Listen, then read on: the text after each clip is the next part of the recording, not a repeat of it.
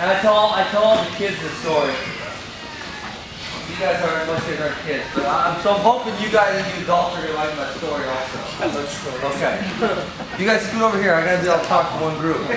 Okay, so here's my story. So, you know, a lot of people think a lot of things in sports have to rely on speed, quickness, and that stuff. And they do to a certain extent. But the fact of the matter is, when we did a lot of strength training in college, we had coaches and they timed us. The fastest I ever ran a 40-yard dash is 5'9". Okay? You guys know how bad that is? Damn. That's bad, right? NFL draft. Okay, that's not even a lineman in NFL, yeah. Brian, what you run 40 in? 4.5. So I was like at 27 yards and he was already at 40. So the thing is, what sports have to rely on a lot of times is timing, okay?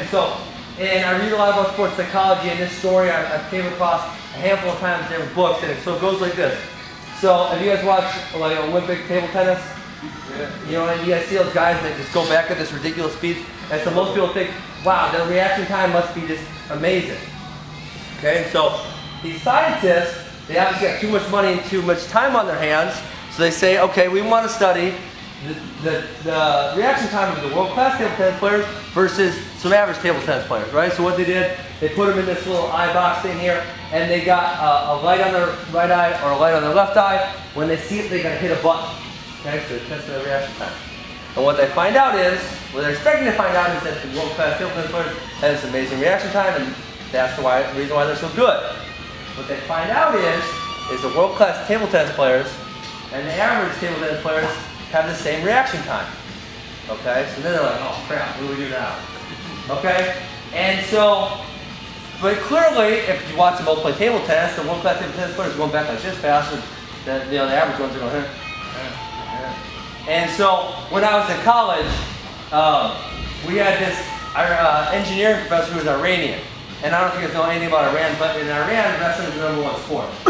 So every day, he would come up to the wrestling room and he just wanted to watch practice. He'd just sit in the chairs and watch practice because that's what he liked doing.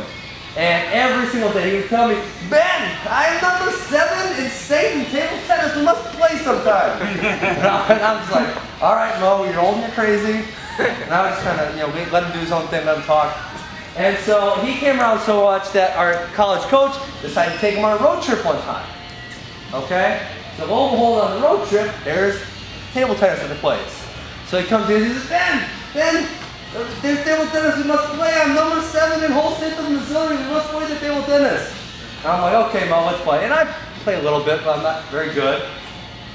And so I go in there to play him, and I'm thinking like, he's old. You know, he says he's number 7 in state, but it's probably like in the senior grandmaster division or something. So I'll probably kick his butt. So we go in there, and he pulls out his own ping pong paddle, right? Already shot. Oh man! And so we play, and he's throwing it all the way up in the air and hitting it, and I'm just like looking at it go by me. And he ended up being, it was like 21-3 or so. It was really, really bad. And the 3 points I got was because he hit it off the table. I didn't actually score anything, the whole thing. Okay? And so the difference. Obviously, if we were wrestling, I would have a huge advantage on him, right? And the difference is not in our reaction time, it's not in our speed, it's in our ability to anticipate what's going to happen next, okay? And so that's you asked me what, one of the things I do, and this is all wrestlers ask me that, so stand up now. So one of the things I do a lot is a high single. So I just, I'll fake it, and then I grab the leg, and so many wrestlers are like, how the heck do you do that? How the heck can you just grab his leg? I don't get it. I try to do all these setups and stuff. It's a timing thing, okay? I've been doing this for how many years, and I know the perfect timing. And I can anticipate where his leg's gonna be before he really knows it's gonna be there, right? And so the same thing, Alan and I are striking, or I'm striking with Anthony Pettis, or anyone who's high level, right? And I'm trying to get high level, but I'm not there yet. They're already 2 or 3 steps ahead of me. Okay, same. And you guys roll with Diego? Yeah. How many steps ahead of you is he? Okay.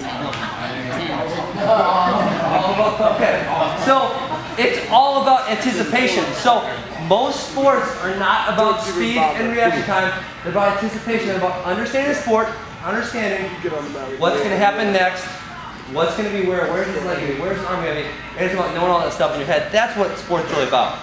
Okay? And so hopefully you guys like that story. Do you guys have a story or no? Yeah. Okay, good. The kids really like the story. So it's not about, I mean, speed helps, quickness helps, connection helps, but what really matters is knowing the sport. Okay? You can take the fastest sprinter in the world and you put him striking with Alan. Alan's going to make him look like he's slow. Why? Because Alan knows where he's going to be, and this guy, although he's probably one of the fastest people on the planet, has no idea what the heck he's doing. Okay? So being good at sports, not even wrestling, jiu-jitsu, striking, but other stuff is all about anticipating what's going to happen next. And being able to guess the future. Okay? Cool? Okay, so other moves does